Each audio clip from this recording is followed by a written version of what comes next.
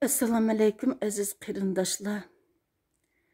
Xitoy hukumati bizning jonajon vatanimiz, ota bovularimizning issiq qonlari aziz jonlarini berib, bizga miros qoldirgan Uyg'uristonni besib olgan 70 yildan beri yoshurun holda bizning ziyolilarimizni, ilg'or kishilarimizni, vatansuyar yoshlarimizni yoshurun holda qirib kelayotgan bo'lsa, oxirgi 3-4 yildan beri manfaatdor hukumatlarning qo'llab-quvvatlashi bilan ochiqdan ochiq genosid yurgizmoqda. Mushu tahdidlar boshlanganda xalqimizning suyimlik yozuvchisi hozir g'arb ellarida faoliyat yurgizayotgan Ruqiya Turdish singlimiz bu bir xalqimizga kelgan fursat, ozod bo'lish uchun mushu fursatni qo'ldan bermasak bizni butun dunyo qo'llaydi degan edi. Mana mushu fursatni qo'ldan bermaslik uchun Dünya Uyg'ur Qurultayining va boshqa tashkilotlarning, Uyg'ur tashkilotlarining, siyosatchilarning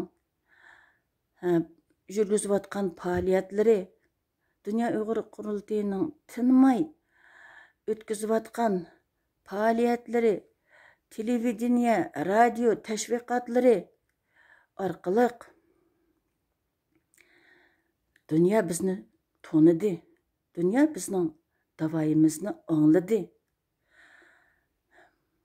Mushu kunlarda biz eng oxirgi xabar, xushalliq Angliyada Uyg'ur tribunali ichilibdi. Xalqaroliq Xitoyni jazolash sudi mahkamasi qurilibdi.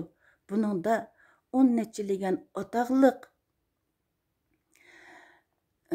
yuristlar, advokatlar Xitoyning bizga ip berayotgan genosidini dalillar orqali qarab chiqib jazo beradi deganni anglab biz Qozog'iston va butun dunyodagi Uyg'urlar hammamiz qo'zg'alib ketishimiz kerak, dast turishimiz kerakdi.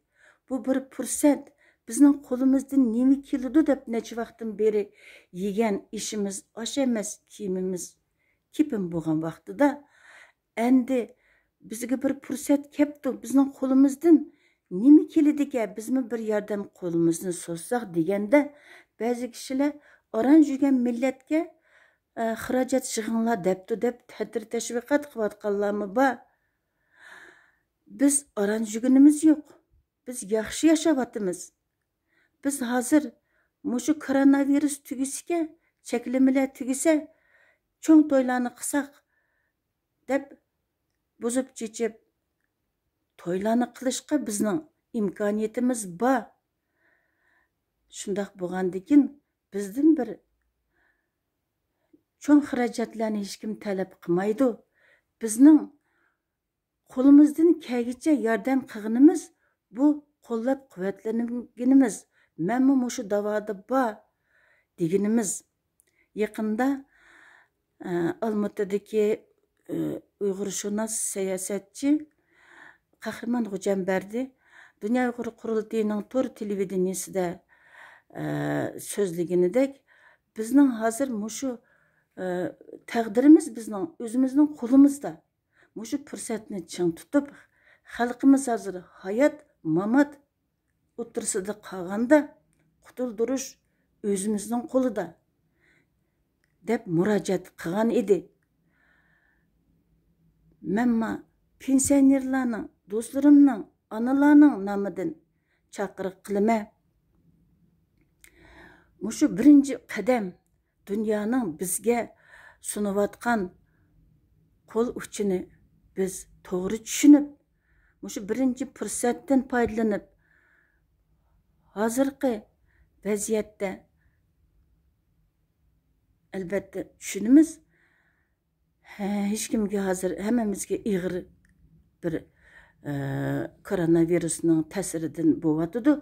Biroq biz tama ko'l bo'ladigan xalqimizdagi iborani to'g'ri tushunib, to'g'ri foydalanib, mushu kunlarda xalqimizni qutuldirish uchun bizga dunyoning qo'ygan qadamiga bizma uni yaxshi qarshi elib, bizning vatan suyar,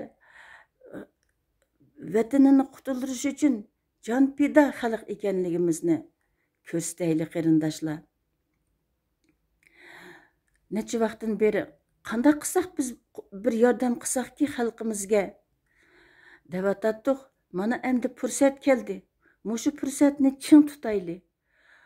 Mushu fursat orqali biz xalqimizning qanchalik uyushqoq, Uyg'ur ekanligini tanitib, bizma xalqimiz uchun, vatanimiz uchun bir ish qila oladiganimizni dalillayli. Qarindoshlar, bu fursatni ching tutayli. Barlig'inglarni ishonamanki, Uyg'ur xalqi har qachon har bir yerda boshqa xalqlarga yordam qilgandeklar o'z xalqi uchunmi vaslini o'ymaydi deb ishonamiz.